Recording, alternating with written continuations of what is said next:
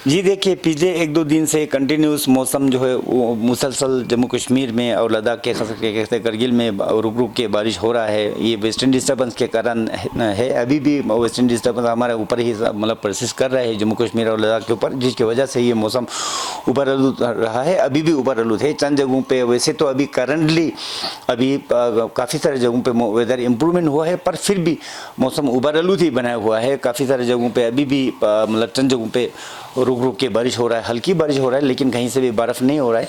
अब ये कंटिन्यूस बारिश होने की वजह से आपका क्लाउड कवर मतलब उबड़-आलूद रहने की वजह से दिन के दर्जे हरारत में गिरावट आया है। ऑन एन एवरेज 2 से 3 डिग्री सेल्सियस गिरावट आया है। चंद जगहों पे 5 डिग्री सेल्सियस भी मतलब पिछले 1-2 दिन के मुकाबले में ठंड मतलब और फॉल हो गया, जिसकी वजह से एकदम लोगों को फिर देखो कपड़ा फिर मतलब गर्म जैकेट स्वेटर निकालना पड़ा।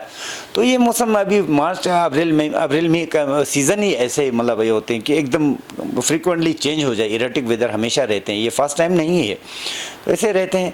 अभी कल यानी कि कल परसों 4-5 को अमूमन आमतौर पर मौसम ठीक रहने का इम्कान है। शाम को फिर बारिश का चांस लग रहा है, हो सकता है 1-2 जगह पे बारिश हो लग रहा है। वैसे अदरवाइज 4-5 को ठीक लग रहा है। फिर 6 और 7 को एक वेस्टर्न डिस्टर्बेंस अगेन अप्रोच कर मतलब इफेक्ट करने का इम्कान है। 6-7 को अच्छी बारिश होने का संभावना है, लेकिन हेवी रेनफॉल का अभी के हिसाब से कोई लग नहीं रहा है।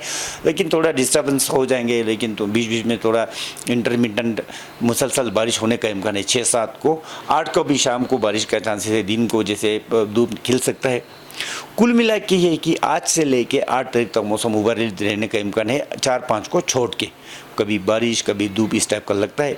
फिर 9 से लेके 12 तारीख तक आज के एनालिसिस के हिसाब से, आज के वेदर एटमॉस्फेरिक कंडीशन के हिसाब से 9 से लेके 12 तारीख तक मौसम आमतौर पर खुशकी रहने का इम्कान है जम्मू कश्मीर और लद्दाख में। एक तो कंटिन्यूस बारिश होने की वजह से देखो लोगों को, खास करके हमारे किसान भाई है तो उनको थोड़ा, क्योंकि आजकल सीज़न भी एक तो कश्मीर में स्प्रे सीज़न चल रहा है, हार्वेस्टिंग है, जम्मू में हार्वेस्टिंग सीज़न चल रहा है। हार्वेस्टिंग और पोस्ट हार्वेस्टिंग तो थ्रेशिंग वगैरह करते हैं अपने मतलब फसलें, तो इससे थोड़ा लोगों को मतलब इनकन्वीनियंस डिफ़िकल्ट तो तकलीफ़ें तो उठाना पड़ा है, इनकन्वीनियंस हुआ है। लेकिन आप क्योंकि कुदरत के साथ आप हम कुछ कर नहीं सकते हैं।